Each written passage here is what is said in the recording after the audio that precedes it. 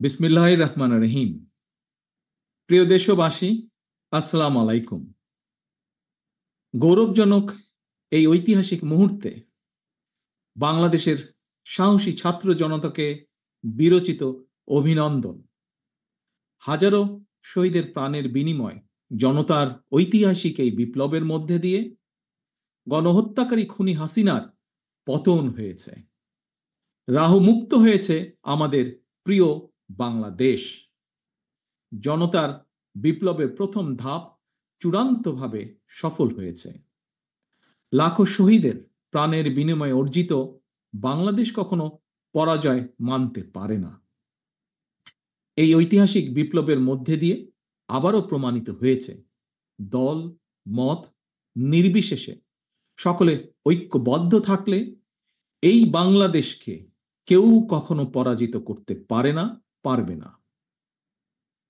প্রিয় দেশবাসী, বিজয়ের এই ঐতিহাসিক মুহূর্তে আমি আজ সেই সব মায়েদের প্রতি বিনম্র শ্রদ্ধা জানাই, এই গণবিপ্লবে যারা তাদের প্রিয় সন্তানকে হারিয়েছেন।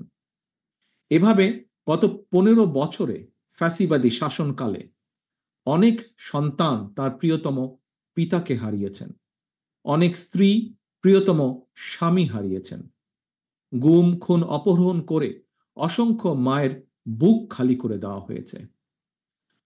আপনাদের সন্তানের শহীদ মৃত্যু, স্বজনদের ত্যাগ তিতিক্ষায় 2024 সালের 5ই আগস্ট প্রিয় বাংলাদেশ আরেকটি বিজয় দেখেছে। জনতার ঐতিহাসিক বিপ্লব সফল করতে গিয়ে অসংখ্য ছাত্র জনতা আহত হয়েছেন। বাসায়, হাসপাতালে কিংবা ক্লিনিকে চিকিৎসাধীন যন্ত্রণাবিদ্ধ সময়ে সমস্ত ভালোবাসা নিয়ে আপনাদের পাশে আজ সারা বাংলাদেশ। খুনি হাসিনার বিরুদ্ধে আন্দোলন করতে গিয়ে অসংখ্য মানুষ মিথ্যে মামলা ও রাজনৈতিক উদ্দেশ্য প্রণোদিত মামলায় গ্রেফতারের শিকার হয়েছেন, কারাগারে নিক্ষিপ্ত হয়েছেন।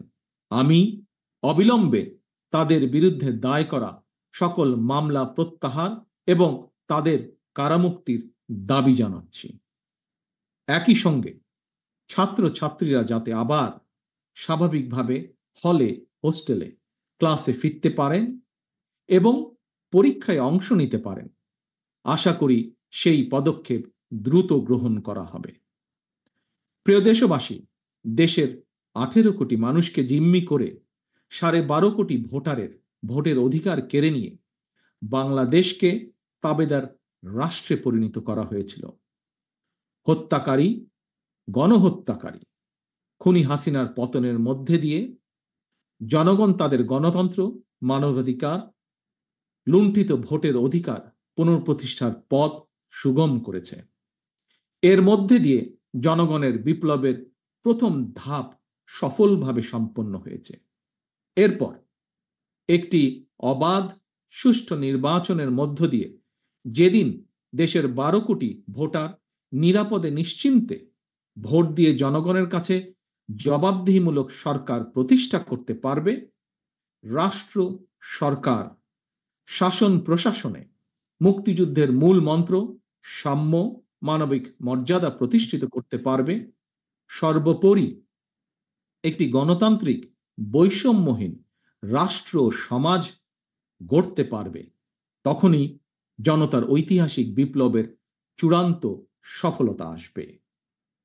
প্রিয় দেশবাসী, জনতার ঐতিহাসিক বিপ্লবকে চূড়ান্ত লক্ষ্যে পৌঁছতে তাই যথাসম্ভব দ্রুততম সময়ের মধ্যে একটি অবাধ, সুষ্ঠু, নিরপেক্ষ নির্বাচনের আয়োজন করতে হবে।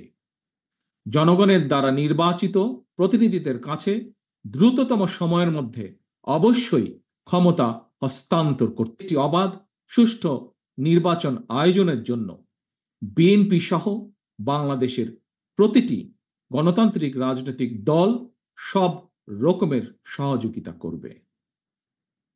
প্রিয় দেশবাসী, এবার আমি আপনাদের কাছে একটি বিনীত আহ্বান রাখতে চাই। বিজয়ীর কাছে পরাজিতরা নিরাপদ থাকলে বিজয়ের আনন্দ মহিমান্বিত হয়। সুতরাং বিজয়ের এই আনন্দঘন সময়ে রাহুমুক্তির এই ঐতিহাসিক মুহূর্ত শান্তভাবে উদযাপন করুন। অনুগ্রহ করে কেউ প্রতিশোধ কিংবা প্রতিহিংসা পরায়ণ হবেন না। কেউ নিজের হাতে দয়া করে আইন তুলে নেবেন না। অর্জিত বিজয় যাতে লক্ষ্যচ্যুত না হয় সে ব্যাপারে জনগণকে সতর্ক দৃষ্টি রাখতে হবে। 52, 71 কিংবা 90 মতন ছাত্র জনতা আবারও একটি বিজয়ের ইতিহাস রচনা করেছে। প্রিয় দেশবাসী, আবারও আপনাদের সকলকে বিরচিত অভিনন্দন। আল্লাহ হাফেজ। বাংলাদেশ জিন্দাবাদ। বাংলাদেশ জাতীয়তাবাদী দল জিন্দাবাদ।